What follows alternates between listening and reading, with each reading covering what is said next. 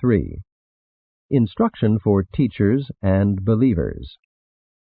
At Edrei, where Thomas and his associates labored, Jesus spent a day and a night, and in the course of the evening's discussion gave expression to the principles which should guide those who preach truth, and which should activate all who teach the gospel of the kingdom. Summarized and restated in modern phraseology, Jesus taught, "Always respect the personality of man.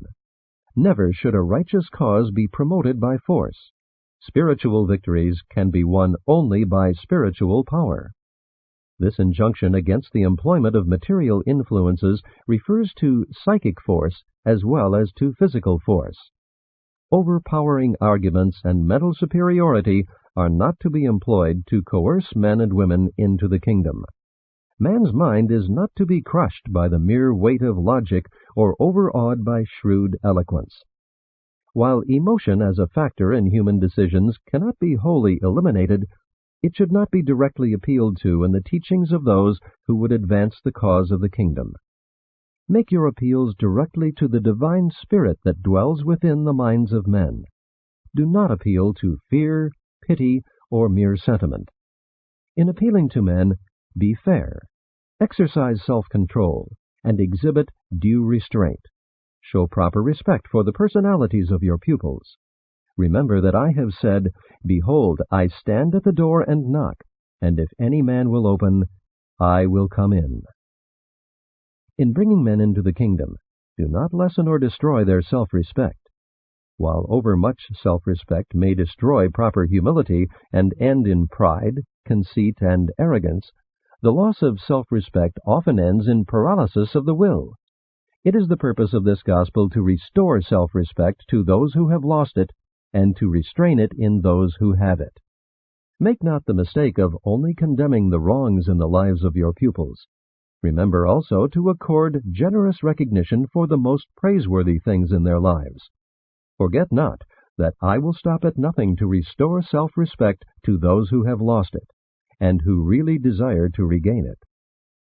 Take care that you do not wound the self-respect of timid and fearful souls. Do not indulge in sarcasm at the expense of my simple-minded brethren. Be not cynical with my fear-ridden children. Idleness is destructive of self-respect. Therefore, admonish your brethren ever to keep busy at their chosen tasks, and put forth every effort to secure work for those who find themselves without employment. Never be guilty of such unworthy tactics as endeavoring to frighten men and women into the kingdom. A loving father does not frighten his children into yielding obedience to his just requirements. Sometime the children of the kingdom will realize that strong feelings of emotion are not equivalent to the leadings of the divine spirit. To be strongly and strangely impressed to do something or to go to a certain place does not necessarily mean that such impulses are the leadings of the indwelling spirit. Forewarn all believers regarding the fringe of conflict which must be traversed by all who pass from the life as it is lived in the flesh to the higher life as it is lived in the spirit. To those who live quite wholly within either realm, there is little conflict or confusion, but all are doomed to experience more or less uncertainty during the times of transition between the two levels of living. In entering the kingdom, you cannot escape its responsibilities or avoid its obligations. But remember, the gospel yoke is easy, and the burden of truth is light. The world is filled with hungry souls who famish in the very presence of the bread of life. Men die searching for the very God who lives within them. Men seek for the treasures of the kingdom with yearning hearts and weary feet when they are all within the immediate grasp of living faith. Faith is to religion what sails are to a ship.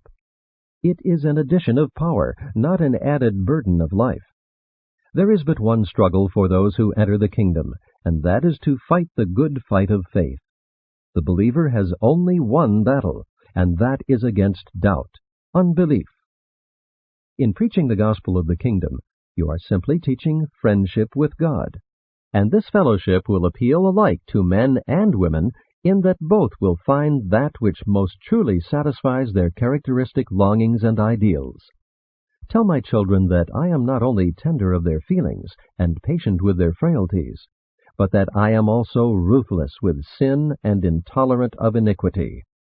I am indeed meek and humble in the presence of my Father, but I am equally and relentlessly inexorable where there is deliberate evil-doing and sinful rebellion against the will of my Father in heaven. You shall not portray your teacher as a man of sorrows. Future generations shall know also the radiance of our joy, the buoyance of our goodwill, and the inspiration of our good humor. We proclaim a message of good news, which is infectious in its transforming power. Our religion is throbbing with new life and new meanings. Those who accept this teaching are filled with joy, and in their hearts are constrained to rejoice evermore. Increasing happiness is always the experience of all who are certain about God. Teach all believers to avoid leaning upon the insecure props of false sympathy. You cannot develop strong characters out of the indulgence of self-pity. Honestly endeavor to avoid the deceptive influence of mere fellowship in misery. Extend sympathy to the brave and courageous, while you withhold overmuch pity from those cowardly souls who only half-heartedly stand up before the trials of living. Offer not consolation to those who lie down before their troubles without a struggle. Sympathize not with your fellows merely that they may sympathize with you in return. When my children once become self-conscious of the assurance of the divine presence, such a faith will expand the mind, ennoble the soul, reinforce the personality, augment the happiness, deepen the spirit perception, and enhance the power to love and be loved. Teach all believers that those who enter the kingdom are not thereby rendered immune to the accidents of time or to the ordinary catastrophes of nature.